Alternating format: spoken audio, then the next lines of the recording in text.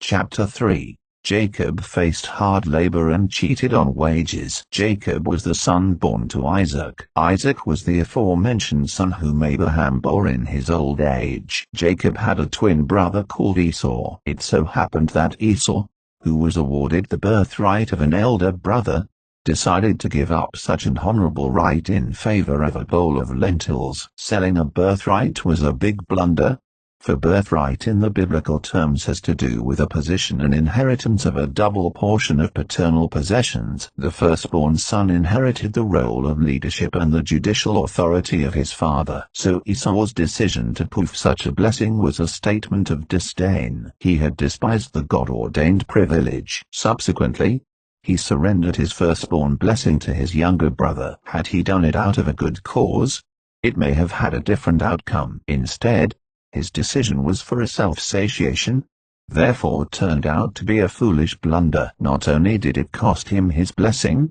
but his destiny too. Moreover, the fact that the situation could not be reverted hit hard and therefore infuriated him. His anger was directed towards Jacob. Therefore, he planned to kill Jacob as soon as his father Isaac, who was aged at the time, had passed on. However, Rebekah, the boy's mother, learnt of Esau's intention. Therefore she sent for Jacob and disclosed Esau's intentions. Moreover, she counseled Jacob to escape to Haran, until Esau's anger subsided. Jacob heeded his mother's instruction and his father Isaac gave him his blessing too. Therefore Jacob ended in Haran at his uncle Laban's home. He was warmly welcomed because Laban had learnt that he was his nephew. However, in the course of time, Laban's conduct proved variable. At first, he kindly offered Jacob to serve him in exchange of wages he would stipulate. Jacob, who at that point had fallen in love with Rachel, Laban's daughter,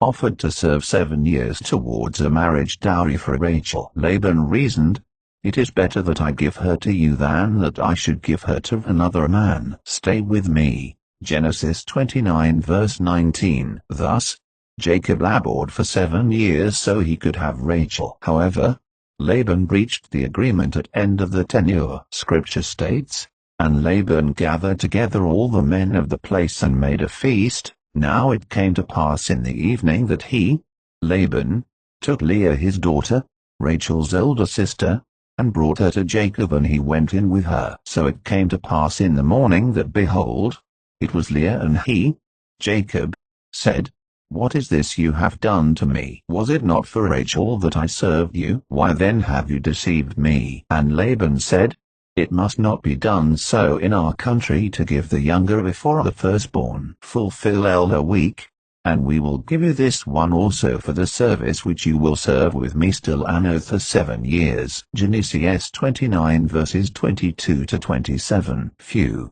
wouldn't it have been easier if you had mentioned this cultural order in the first place, than causing such an inconvenience? Laban, poor Jacob, he committed to undertake another 7 years of labor since he loved Rachel. His heart was for Rachel. Thus, he served yet another 7-year service, and the Lord was with him during the hard labor. Laban got blessed by the Lord as well because of Jacob. Years later, after the hard work and having had children from both Leah and Rachel, Jacob asked if Laban could release him. Laban responded, "Please stay, if I have found favor in your eyes, for I have learned by experience that the Lord has blessed me for your sake." Then he said, "Name me your wages and I will give it." Genesis 30 verses 26 to 28. Jacob responded, "You know how I have served you and how your livestock has been with me. For what you had before me was little, and it has increased to a great amount. The Lord has blessed you since my coming, and now when shall I also provide for my own house?" Genesis 30 verses 29 and 30. Laban agreed on paying Jacob the agreed kind of livestock. That implies, after serving towards his marriage, Jacob was up to this time working without being awarded any wages, yet we never hear he mourned or grumbled about it. Meanwhile, God had seen Laban's unfair treatment to Jacob and intervened. It so happened after being awarded the agreed wage that God caused Jacob's flocks to multiply such that he became exceedingly prosperous. Laban and his sons were not pleased upon seeing Jacob prospering, therefore mithered Jacob has taken away all that was our father's, and from what was our father's he has acquired all this wealth. And Jacob saw the countenance of Laban, and indeed it was not favorable toward him as before. Genesis 31 verses 1 and 2. Then God instructed Jacob to leave Haran for Canaan his homeland. Jacob decided to sneak behind Laban, for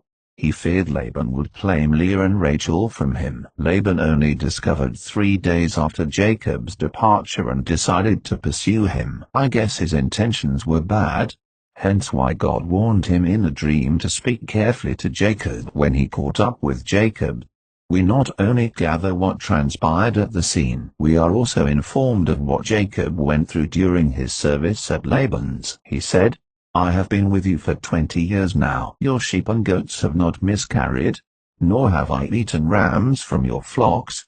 I did not bring you animals torn by wild beasts.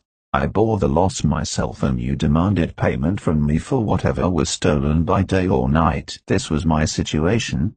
The heat consumed me in the daytime and the cold at night, and sleep fled my eyes. It was like this for 20 years I was in your household. I worked for you 14 years for your 2 daughters and 6 years for your flocks, and you changed my wages 10 times. If God of my fathers, the God of Abraham and the fear of Isaac, had not been with me, you would have sent me away empty-handed. But God has seen my hardship, and the toil of my hands, and last night he rebuked you. Genesis 31 verses 38 to 42, implying Jacob was a diligent worker but cheated on wages. Yet God is not delighted in such a conduct. To highlight this, Scripture states, your gold and silver are corroded. The very wealth you were counting on will eat away your flesh like fire. This corroded treasure you have hoarded will testify against you on the day of judgment. For listen, hear the cries of the field workers whom you have cheated of their pay. The cries of those who harvest your fields